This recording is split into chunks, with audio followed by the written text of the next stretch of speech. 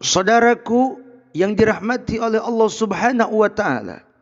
Allah Subhanahu wa taala berfirman dalam surah An-Nahl ayat 78, "Wallahu akhrajakum min butuni ummahatikum la ta'lamuna syai'a wa ja'ala lakumus sam'a wal absara wal afidah la'allakum tashkurun." Allah mengeluarkan kamu dari perut ibumu dalam keadaan tidak mengetahui satu apapun dan memberimu pendengaran, memberimu penglihatan dan hati agar kamu bersyukur. Dari sinilah saudaraku, Dr. Muhammad Sulaiman Al-Asqari menuturkan dalam Jubdatut Tafsir min Fathil Qadir bahwa agar kita menggunakan segala potensi pemberian Allah sesuai dengan ketentuan Allah Subhanahu wa taala. Lalu kepada siapakah kita bersyukur? Ayat tadi menjelaskan syukur itu kepada Allah yang mengadakan sebelum kita ada, dan kepada ibu bapa kita sebagai penyebab kita menjadi ada.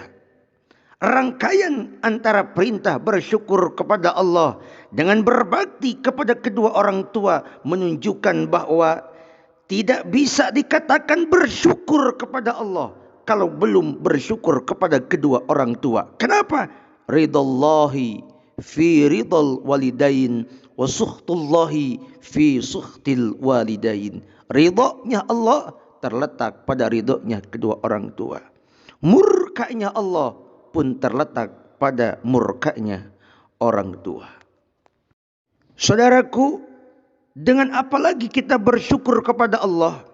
Ayat tadi menjelaskan sebagai modal untuk bersyukur kepada Allah, wa ja'ala lakumus sam'a wal absara wal afidah. Allah memberikan 3 potensi berupa pendengaran, penglihatan dan hati.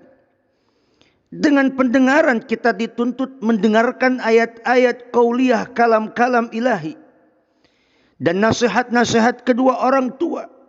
Dengan penglihatan kita dituntut melihat ayat-ayat kauniyah alam buana ini dan melihat perjuangan jerih payah pengorbanan serta pekik getir usaha orang tua kita untuk kita anak-anaknya.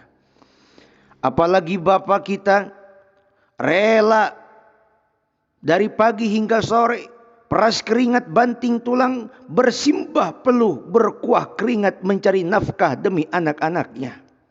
Ibu kita, subhanallah, perjuangannya tidak tara.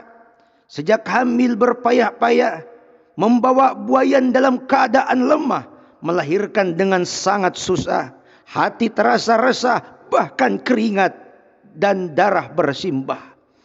Ini hadirin baru sebagian kecil pengorbanan kedua orang tua kita, yang masih banyak lagi pengorbanan mereka yang tidak mungkin kita untaikan satu persatu.